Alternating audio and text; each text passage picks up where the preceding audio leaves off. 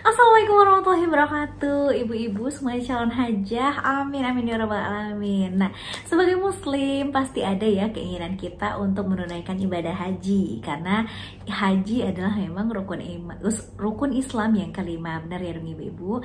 Nah, gimana cara mendaftar haji? Ribet gak sih ngurus-ngurusnya? Terus dapetinnya berapa puluh tahun lagi sih? I will share with you in this video. Tapi sebelumnya subscribe dulu please, like kalau kamu suka videonya.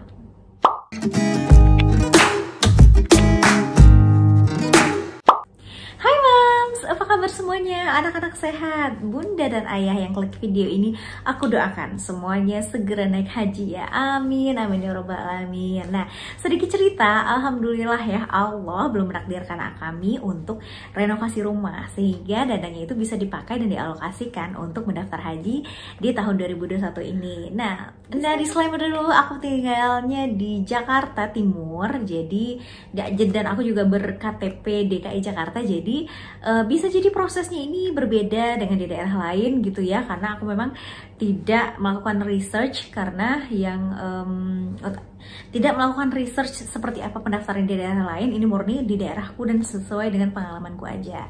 Oke, kita lanjut aja untuk bagaimana sih prosesnya.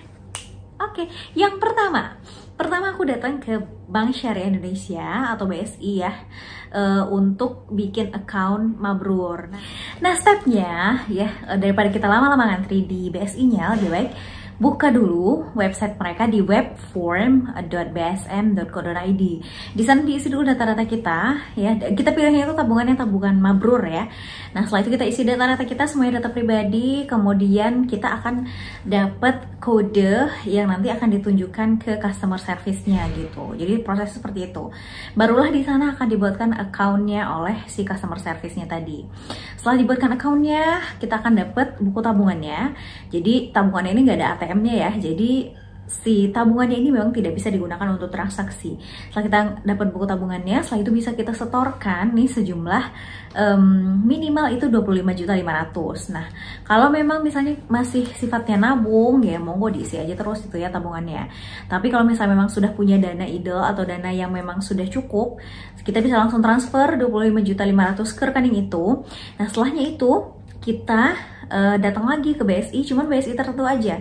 Dia tidak bisa di kantor kas gitu ya. Jadi kantor cabang. Nah, di sana kita langsung membawa persyaratan untuk pendebitan dari rekening mabrur kita ke rekening Kemenak. Nah, apa aja persyaratannya? Itu sebenarnya persyaratannya itu nggak banyak, sebenarnya mudah gitu. Ya, data pribadi kita kayak KTP, KK, kemudian buku nikah, materai, dan juga foto. Nah, fotonya ini pas fotonya khusus haji yang wajahnya ini terlihat lebih besar ya. Maksudnya tuh 80%-nya pas fotonya itu adalah wajah gitu. Bukan seperti pas foto kita biasanya ada badannya seperti itu. Jadi mending memang print di tempat yang mana udah biasa ngeprint foto haji atau ya biasanya yang udah ngerti gitu ya. Nah, untuk jumlahnya berapa aku sih nggak ingat persisnya berapa yang diambil sama orang bank. Yang jelas materainya itu aku siapin kemarin minimal 2 orang, jadi aku 2, suami 2 gitu ya, 2 per orang. Terus untuk foto yang diambil itu kemarin kayaknya yang dipakai di BSI ada 1, 2, 3 kayaknya yang dipakai sama BSI 3 ya, mungkin KTP diambil segala macam.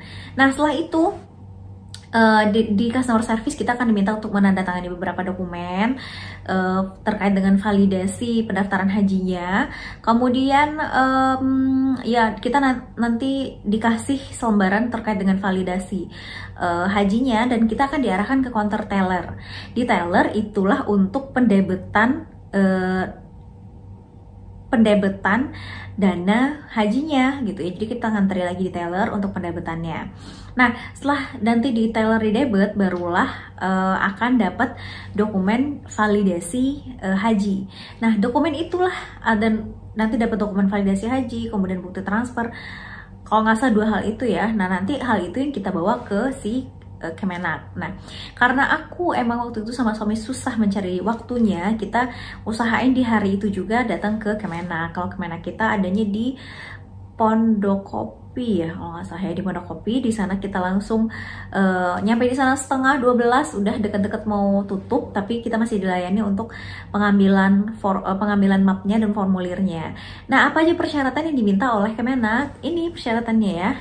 Beberapa persyaratan diminta. Nah, sebenarnya kalau untuk syaratnya sih nggak ribet sebenarnya. Yang ribet adalah misalnya jumlahnya kurang, terus jenis fotokopiannya itu berbeda dengan yang diminta, kemudian fotonya nggak cukup, kayak gitu-gitu sih yang bikin agak ribet jadinya ngurusnya. Nah, validasi dari BSI ini setelah dananya itu didebet ke rekening Kemenak atau Kementerian Agama itu adalah maksimal 1 minggu aja. Kalau misalnya dalam 1 minggu nih kita nggak pergi ke Kemenak, itu kita harus ulang lagi prosesnya dari awal. Kita harus kasih materai lagi, kita harus print fotonya lagi, kasih fotonya lagi. Pokoknya kita harus ulang lagi proses pendebetan itu dari awal. Dan menurut aku itu tuh kayak ya ampun, udah kuat ngantrinya sih sebenarnya. Kalau dokumennya sih ada gitu, kalau kurang harus ngopi lagi, itu sih bikin lama itu. Nah, sebenarnya yang bikin agak lamanya adalah kayak gini nih, aku salah fotokopi KTP harusnya atas bawah, tapi aku printnya kecil-kecil, kopinya yang kecil-kecil itu, tahu kan. Kemudian juga buku nikah tuh harusnya di lembar yang sama gitu, bolak-balik kalau nggak salah, tapi kita ngopinya itu yang kayak lembaran kecil-kecil dijepit gitu, di hektar gitu. Terus juga foto kita kurang gitu, jadi lebih baik deh either emang sempetin 1 hari khusus ke Kemenak, jadi di sana dapat persyaratannya langsung proses di fotokopian sana supaya pas gitu ya, dan gak buang-buang kayak aku misalnya nih, aku banyak banget ngeprint foto yang 4x6 tapi ternyata nggak banyak dibutuhin gitu, jadi berlebih tuh kan. Terus tetapi justru foto yang 3x4-nya kurang, kayak gitu gitulah. Jadi lebih baik sebenarnya kalau menurutku, kalau misalnya punya waktu setelah dari yang tadi pendebitan di BSI itu, kita sediakan waktu lain khusus untuk ke Kemenak. Gak usah bawa syaratan apa-apa, maksudnya tuh bawa dokumen aslinya aja. Setelah itu baru ke fotokopian yang di situ aja, karena mereka punya koperasinya yang memang udah paham tuh seperti apa kopinya, seperti apa fotonya. Jadi kayaknya lebih baik seperti itu gitu. Untung aja kemarin kita fotonya yang kurang-kurang kan kita jadinya ngeprint di tempat-tempat yang berbeda, jadi kayak beda-beda gitu jenisnya, ada yang warnanya gini, ada yang maksudnya tergantung kualitas printannya kan gitu, kayak gitu sih kemarin. Jadi lebih baik mungkin sediain spare waktu untuk ngeprint di sana aja setelah ngambil mapnya gitu. Nah, setelah semua dokumennya lengkap itu ada fotokopi rekening haji dan segala macam itu dimasukkan ke dalam map itu, ke dalam map hijau itu. Nah, kita nanti akan menunggu dipanggil oleh petugas untuk proses validasi di ruangan petugasnya gitu, kayak macam kita di foto gitu. Lalu itu kita masuk ke ruangannya, kita akan dikonfirmasi kembali tuh data-data kita, apakah ini udah benar data-datanya gitu ya. Nanti kita cek, kalau misalnya sudah benar, itu sudah sesuai semua, kita akan dicek tuh ciri-cirinya gimana, mukanya bulat gitu, hidungnya pesek atau mancung atau seperti itulah, kulitnya warna apa gitu ya, karena kan ya diidentifikasi lah seperti apa ciri-ciri fisiknya gitu. Nah, setelah kita cek semua, barulah nanti akan keluar yang namanya setelah proses validasi itu kita akan difoto. Nah, setelah proses difoto itu kita akan mendapatkan dokumen yang isinya adalah surat pendaftaran pergi haji atau SPPH ya, yang ada nomor porsinya. Nah, nomor porsi inilah yang bisa kita cek di aplikasi Haji Pintar itu 7 hari lah, sekitar 7 hari setelahnya gitu, baru ketahuan kita itu dapat porsinya untuk tahun berapa. Kalau aku sih kemarin dapatnya 2046 ya, which means itu 25 tahun lagi. Jadi porsi haji ini itu bisa berubah dan dan ini bisa dicek aja per tahunnya gitu, kita misalnya dapatnya itu tahun berapa. Nah, kalau untuk ya ini ibaratnya estimasi, itu bisa lebih cepat atau bisa lebih lambat. Untuk ketika misalnya kita sudah ada jatuh porsi kita di tahun itu, kita akan diinformasikan. Kalau informasi dari petugasnya, informasinya itu nanti akan lewat mereka menghubungi kita, kemudian bisa lewat dari puskesmas, dari kelurahannya, puskesmas kecamatannya, untuk proses pendataan kesehatan atau apa gitu ya untuk haji. Kemudian yang ketiga bisa dari banknya gitu. Nah, ketika kita sudah dapat porsi haji kita itu, nanti kita akan diminta lagi untuk pelunasannya.